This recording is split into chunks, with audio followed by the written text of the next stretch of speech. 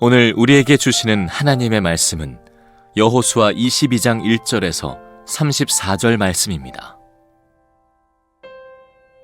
그때에 여호수아가 르우벤 사람과 갓 사람과 므낫세의 반쪽 지파 사람들을 불러놓고 그들에게 일렀다.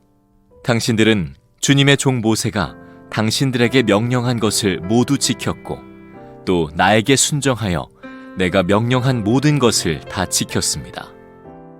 당신들은 오늘까지 이렇게 오랫동안 당신들의 결례를 저버리지 않고 주 당신들의 하나님이 명하신 것을 성심껏 다 지켰습니다. 이제는 주 당신들의 하나님이 약속하신 대로 당신들 결례에게 안식을 주셨으니 당신들은 이제 주님의 종 모세가 요단강 동쪽에서 당신들에게 준 당신들 소유의 땅 당신들의 거처로 돌아가십시오. 제사장 비느하스와 회중의 대표자들 곧 그와 함께 간 이스라엘의 천천만만 백성의 가문 대표들이 르우벤 자손과 갓 자손과 동쪽의 므낫세 자손의 그 말을 듣고 기뻐하였다.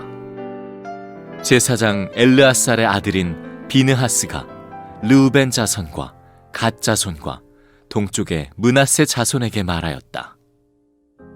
당신들이 이번 일로 주님께 반역한 것이 아니기 때문에 우리는 오늘 주님께서 우리 가운데 계심을 알았소.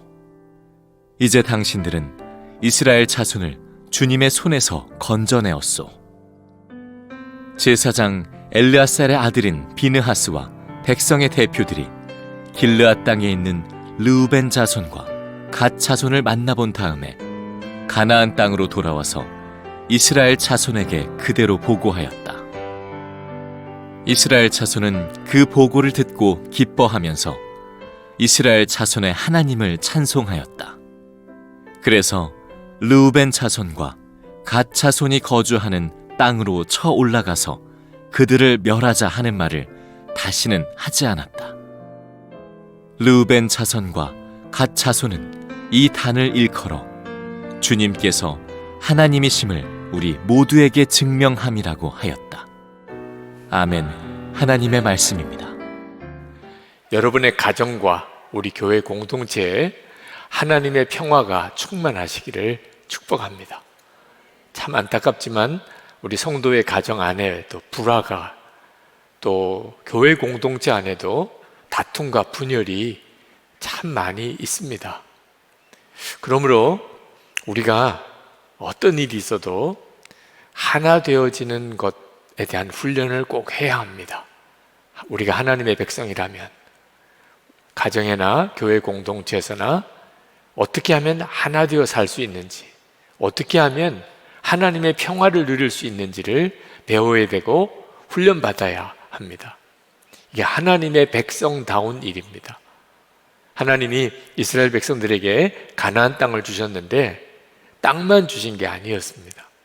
하나님은 가나안 땅을 점령하는 과정을 통하여 이스라엘 백성을 하나님의 백성답게 훈련하셨습니다.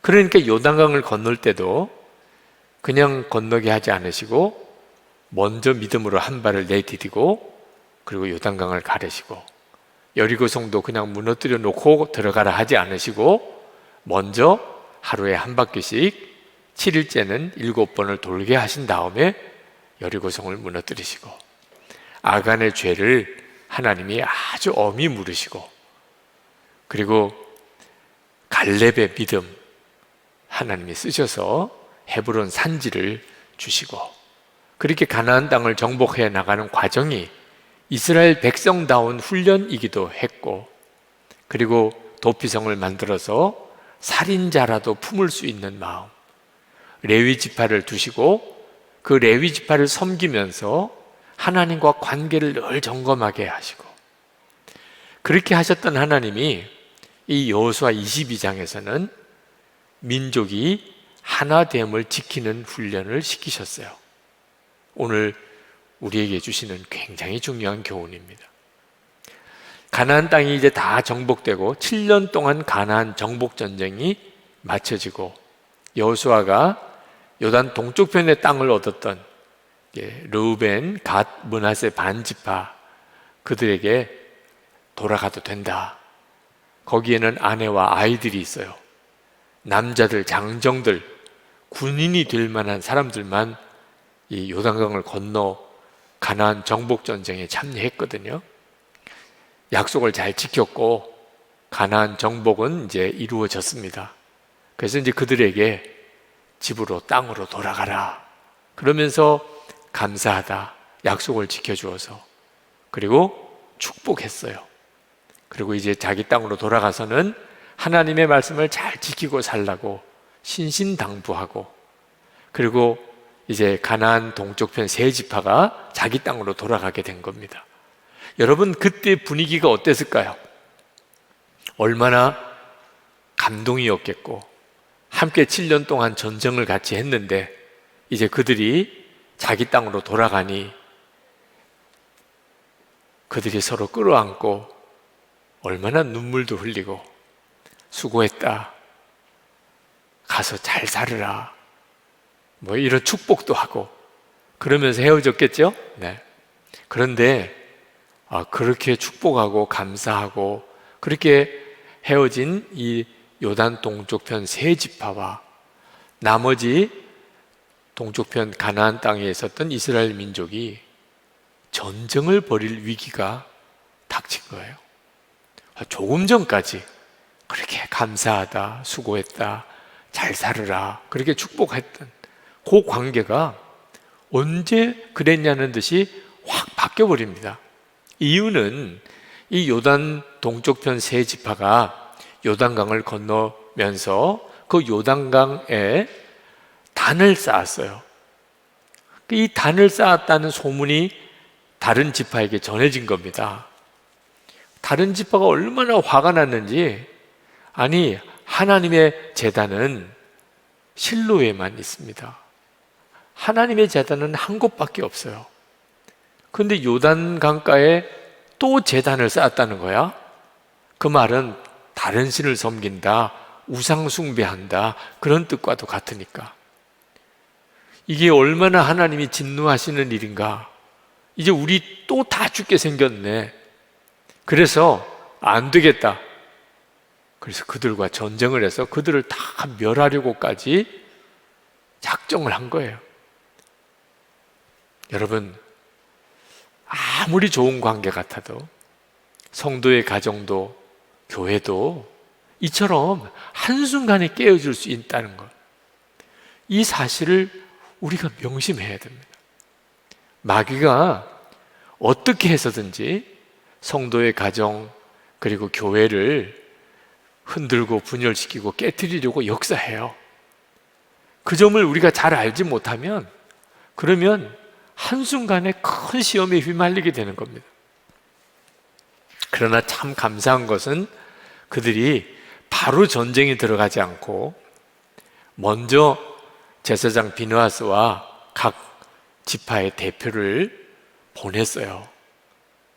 도대체 사정이라도 들어보자. 왜 그런 말도 안 되는 끔찍한 짓을 했는지 들어보자. 그래서 대표를 보냅니다. 그래서 비느하스가 가서 왜 우리가 이렇게 화가 났는지, 왜 전쟁까지도 불사하겠다고 했는지 이유를 설명해요. 두 가지 사건을 이야기합니다. 하나는 바알 부올 사건이에요. 민수기 25장에 나와요. 이스라엘 백성들이 모압 땅에서 그들의 우상 숭배하는 일에 동참합니다. 그리고 그 모압 여인들과 음행을 해요.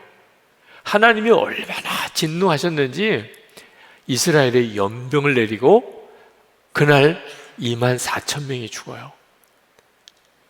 이 일을 하나님의 진노하심이라고 깨닫고 바로 그 비느하스가, 이스라엘 한 남자가 모압 여자를 데리고 장막에 들어가는 것을 보고 뒤쫓아가서 그 두 남녀를 한 창에 찔러 죽입니다. 하나님의 그 노여움을 비느하스가 그대로 품고 그 일을 한 거죠. 하나님이 그 비느하스로 인해서 노여움을 내려놓으세요. 그러지 않았으면 정말 더 많은 사람이 죽었겠죠. 그 현장에 있었던 사람이 비느하스예요. 우리가 우상 숭배한다는 게 얼마나 무서운 죄인지 너희들이 모르느냐. 그리고 또 하나가 세라의 아들 아간 이야기를 합니다. 여리고성을 무너뜨릴 때 그 여리고성에는 모든 재물만큼은 하나님의 것이라고 했다. 누구도 손대지 말라. 그런데 아간이 그 탐심으로 재물을 숨겼다가 아간만 죽은 거예요. 온 가족 친척 다 죽었습니다. 그뿐입니까? 온 이스라엘이 그 다음 아이성 전투에서 대패합니다. 한 사람의 죄를 지은 게 아니라 온 민족이 그로 인해 고통을 당하는 것, 우리가 다 경험했지 않느냐? 왜 이런 일을 저지르느냐? 만약에 너희들이 간 이 요단 동쪽편 땅이 마음에 안 들면, 불안하면, 그러면 그냥 요단강 건너 다 와. 우리 땅 조금 적게 살면 되니까 여기서 우리 좀 좁게라도 여기서 다 같이 살면서 하나님 잘 믿읍시다. 그게 복이잖아요. 제가 비느하스의 심정을 어느 정도쯤 표현했는지 모르지만 비느하스는 정말 그 요단 동쪽편 세 지파를 향하여 그런 간절한 마음으로 호소했어요. 자, 그럴 때 요단 동쪽편 세 지파의 심정이 어땠을까요? 사실 요단 동쪽편 세 지파로서는 좀 어이없는 이야기이기도 했어요. 그들이 단을 쌓은 것은 그것은 하나님께 제단을 하나 쌓은 게 아니고 그들이 이제 요단 동쪽편으로 가야 되는데 지금은 함께 전쟁도 했고 다 동족이지만 아들을 낳고 그 다음에 손주를 낳고 이렇게 대를 이어 내려가다 보면 사는 지역이 달라요.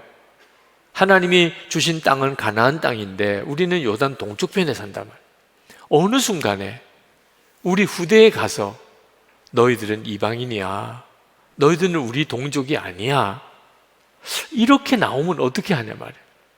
우리도 이스라엘 민족이야. 그리고 가나안 정복할 때 우리도 함께 참여해서 7년 동안이나 함께 싸웠어.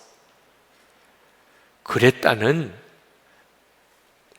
징표로서 우리가 거기다가 기념비를 만든 거예요. 도대체 이 기념비가 단이 뭐냐? 저 요단 동쪽편에 있는 저들도 우리와 한 동족, 그리고 저들도 가나안 정복에 7년 동안이나 함께해서 우리와 싸웠다. 그렇게 하자고 세운 거라. 28절에 이것은 다만 우리와 당신들 사이의 관계를 증명하려는 것뿐입니다. 여러분, 이 요단 동쪽편 세 지파가 이렇게 설명을 하지 않고 화부터 냈다면 어땠을까요? 충분히 그럴 만한 일이에요. 우리가 무슨 하나님의 제단을 따로 쌓은 것도 아닌데 마치 그런 건 줄 알고 와서 전쟁부터 하겠다, 죽이겠다는 뜻이잖아요. 아니, 우리가 7년 동안 당신들과 함께 우리 땅도 아니고 당신들이 살 땅을 전쟁해 가면서 그 가나안 정복을 위해서 우리가 그렇게 희생하고 우리의 아내와 아이들 다 내버려 두고 여기 와서 우리가 이렇게 고생하고 이제 돌아가는 길이고 당신들이 얼마 전에 우리에게 감사하다, 수고했다, 축복한다 그래 놓고 이게 무슨 일이냐 말이야. 아니, 세상에 이런 법이 어디 있느냐. 화를 내고 아니 우리가 싸우자 이렇게 나올 수 있는 거예요. 여러분, 오해 받아보셨습니까? 하지도 않은 말 했다 그러고 하지도 않은 일 했다고 이런 말 들어보셨나요? 그거 얼마나 참기 어렵습니까?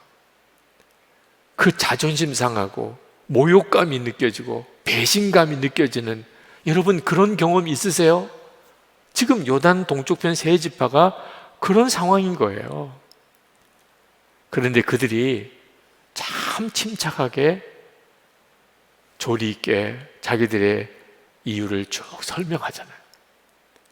전쟁을 하러 왔다가 먼저 설명부터 들어보자. 그리고 온 이 서쪽 지파 사람들 참 억울한 오해를 이렇게 받으면서도 자기들 사정을 잘 설명하는 것 때문에 전쟁이 되지 않고 오히려 큰 기쁨이 그 이스라엘 민족 사이에 일어난 거예요.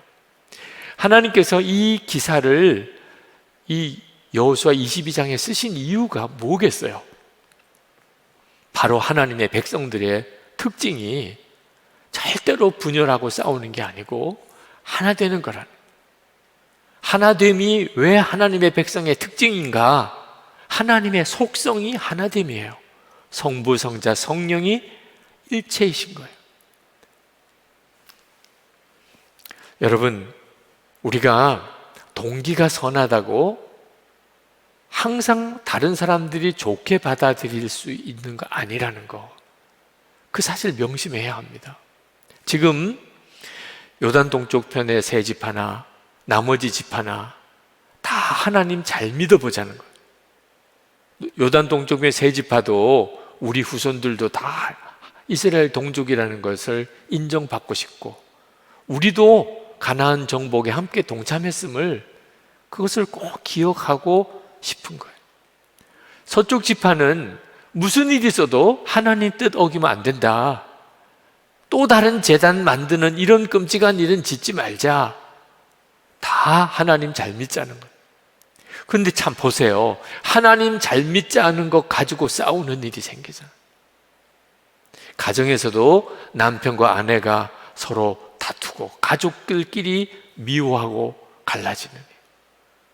교회 안에 성도들이 모여서 함께 교회를 이루고 그렇게 신앙생활을 하는데 교회 안에 이런저런 이유 때문에 싸우고 다투는 일이요, 꼭 나쁜 일만으로 되는 게 아니라는 거예요. 가만히 감정을 드러내지 않고 귀 기울여서 상대방의 이야기를 다 들어보면 싸울 일이 아닌 게 거의 대부분이에요. 근데 우리는 일단 먼저 싸우고 보는 거예요. 화부터 내고 보는 겁니다. 일단 오해부터 하고 나가는 거예요. 자기 주장만 내세우는 거예요. 만약에 그 이스라엘 지파들 예수 동행 일기를 썼었다면 어땠을까? 그 생각이 번쩍 나더라. 저는 목회하면서 목사와 담임 목사와 부목사 사이에도, 목사와 장로님 사이에도 서로 마음을 알기가 어려울 때가 있어요. 그래서 예수님과 동행하는 일기를 쓰면서 나눈 방을 갖게 된 거예요. 일기를 서로 쓰면서 서로의 마음을 알아가기 시작. 그게 교회가 하나 되는 일에 얼마나 놀라운 역사가 일어났는지. 여러분, 항상 우리가 조심해야 될 것 중에 하나가 말입니다. 말. 거의 대부분의 공동체가 분열하고 시험 드는 이유가 말 때문이에요. 말 가지고 오해가 되고 그게 소문이 되고, 그래서 돌이킬 수 없는 분열이 오는 거예요. 만약에 이스라엘 동쪽편 사람들이 단을 쌓은 것에 대해서 오해하는 말이 누군가가 퍼뜨렸기 때문에 결국은 그것 때문에 서쪽 지파 사람들이 전쟁도 불사하겠다고 일어나게 된 거죠. 사실도 아닌 이야기를 퍼뜨린 거죠. 저들이 하나님께 또 다른 제단을 쌓았대요. 이게 전쟁을 일으키게 된 거예요. 만약에 서로 설명 듣지 않고 싸우기부터 했다면 이보다 기가 막힌 일이 어디 있겠어요. 그래도 감사한 것은 찾아가서 이유를 말해달라, 그리고 그런 이야기를 들을 때 화부터 내지 않고 우리가 이래서 제단 쌓았다, 그렇게 서로 설명하니까 해결이 된 거잖아요.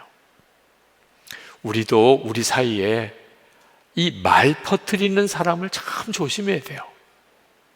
이 사람이 정말 문제예요. 알아? 너 소문 들었어? 야, 내가 이번에 이 사실을 알았는데 어쩌면 이럴 수가 있어? 이런 식으로 말해주는 사람, 꼭 귀를 이렇게 붙잡고 너만 알아야 돼, 이거 나가면 큰일 나, 이렇게 말해주는 사람, 이제부터 그런 사람 말 듣고 그래, 그런 좋은 소식을 들려줘서 고마워, 이렇게 나가면 안 되는 거예요.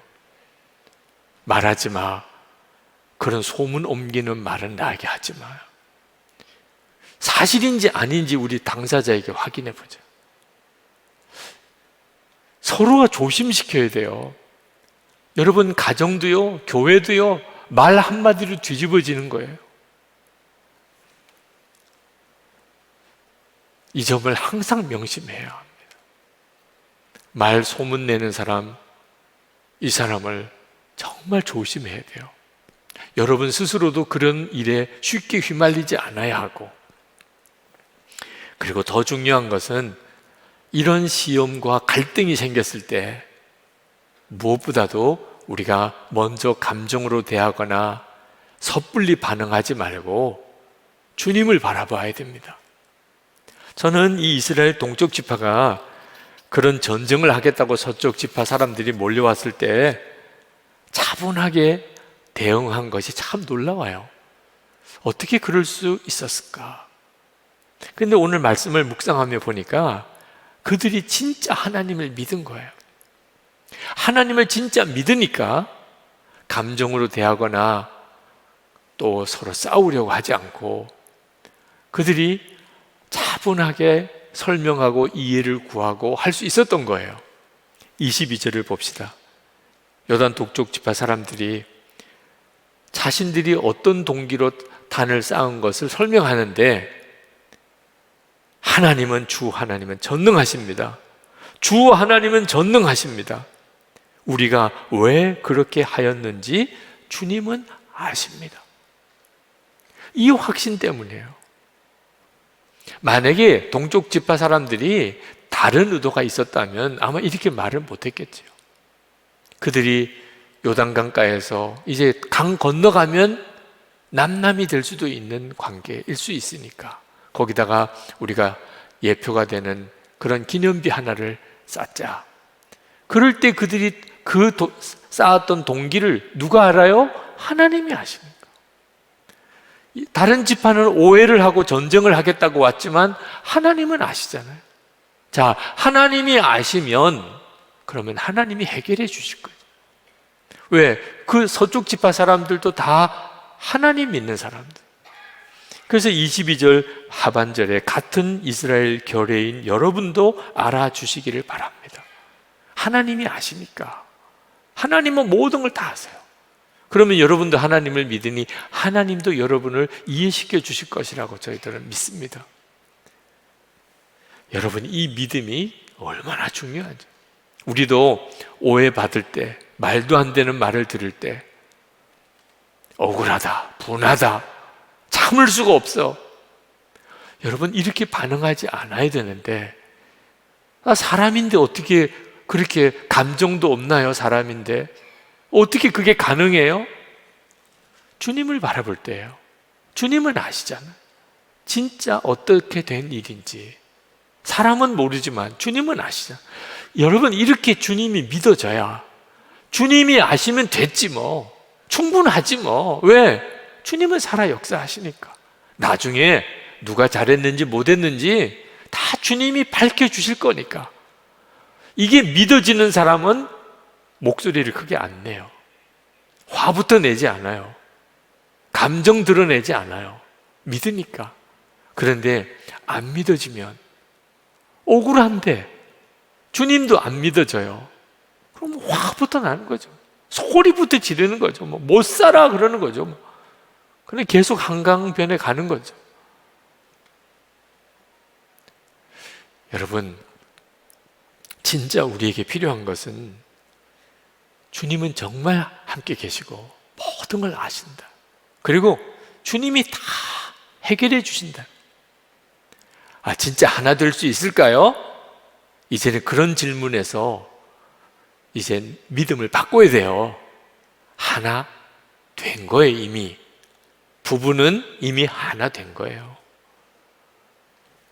교인들은 서로 주 안에서 이미 한 몸이 되었어요.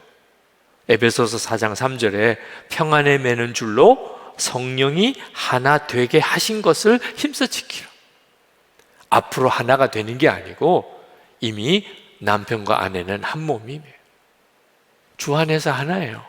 교인들은 주님 안, 성령 안에서 이미 하나가 되었어요. 우리가 할 일은 그걸 믿고 지키는 것뿐이에요. 우리가 이런 믿음을 가지고 나가면 반드시 주의 역사가 나타나요. 믿음의 역사가 나타나는 거예요. 요단 동쪽편 지파의 이야기를 듣고 비느하스가 이렇게 고백합니다. 31절에 우리는 오늘 주님께서 우리 가운데 계심을 알았어. 하나가 되는 역사가 일어나는 게 바로 주님이 함께 계시는 증거인 거예요. 여러분, 아무것도 아닌 일인데도 싸우고 갈라지는 일이 얼마나 많은, 나중에 다 감정 가라앉고 시간이 지나가고 그때 가서 생각해 보니까 그때 갈라질 일이 아니었는데, 그때 그렇게 싸울 일도 아니었는데, 그렇게 생각하는 일이 얼마나 많아요. 근데 또 하나, 진짜 싸울 일이고 진짜 갈라질 일이에요. 어떻게 저런 사람들끼리 함께 살 수 있어? 그런데 하나 되는 역사가 있어요. 그때 우리가 알게 돼요. 주님이 하셨구나. 주님이 하셨어요. 어떻게 저 부부가 같이 살 수 있지? 어떻게 저 교회는 계속 저렇게 하나를 지킬 수 있을까? 사람으로는 못하지만 주님을 바라보니까 하나가 돼요. 여러분, 주님의 영광은 언제 드러나죠? 우리가 성공했을 때, 우리가 세상에서 출세했을 때, 돈 많이 벌었을 때 아니에요. 싸우고 갈라질 수밖에 없는 관계인데 하나가 되었어요. 이건 세상에서 볼 수 없는 일이잖아요. 그래서 33절에 이스라엘 자손은 그 보고를 듣고 기뻐하면서 이스라엘 자손의 하나님을 찬송하였다. 조금 전까지 싸우겠다는 사람들이, 전쟁하겠다는 사람들이 이제는 함께 하나님을 찬송했어요. 이게 바로 하나님께서 영광을 받으시는 일이라는 거예요. 비밀은, 이렇게 될 수 있는 비밀은 항상 주님을 바라보는 겁니다. 인도 선교사였던 스탠리 존스 선교사님이 우리들이 연합하려면 그 무엇이 아니라 그 누구를 목표로 하여야 한다, 그런 말을 했어요. 저는 최근에 한국교회 연합 모임을 참 많이 참석하게 됩니다. 여러 가지 사정과 제 위치 때문에 이런 한국교회 모임에 가게 돼요. 그때 항상 생각해요. 스탠리 존스 선교사님의 말을. 그 무엇 때문에 모이면 시간이 지나가면 갈등이 생기고 다툼이 생기고 갈라져요. 그게 선교든 전도든 봉사든 아무리 좋은 가치든 그 무엇으로 모이면 항상 시간이 지나가면 싸우고 갈라져요. 근데 예수 그리스도 그분을 중심으로 모이면 서로 다르고 또 서로 특색이 있고 은사가 다른 게 다 조화가 돼요. 부부 사이에도 우리 잘 살아보자고 모이면 싸워요. 참 기가 막히죠. 잘 살아보자고 살면서 싸운다니까요. 근데 예수님으로 만나면, 그러면 서로가 그렇게 다른데도 잘 살아가요. 교회 공동체는 예수님으로 모인 곳이에요. 오늘도 2부 예배 후에 교인 한 분과 마음이 갈등이 생기고 아프고, 그전 교회에도 그것 때문에 상처가 생겨서 교회를 떠났는데 여기서도 그런 아픔이 있다고. 그런데 오늘 말씀을 듣고 정말 주님 바라보고 여기서는 극복했으면 좋겠다. 목사님 기도해 주세요. 주님 바라보면 이제는 극복해야 돼. 이제는 여기서 이겨야 돼. 하나 될 수 있어 하시는 거거든요. 사도 바울은 고린도 교인들에게 서로 싸울 거면 성찬 받지 말라고 그랬어요. 싸우고 성찬 받으면 그게 그에게 화가 돼요.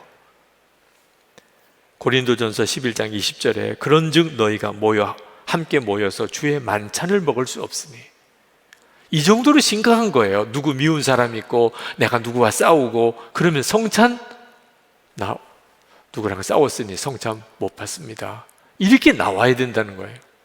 이건 사도 바울 개인 이야기가 아니에요. 예수님이 하신 말씀이에요.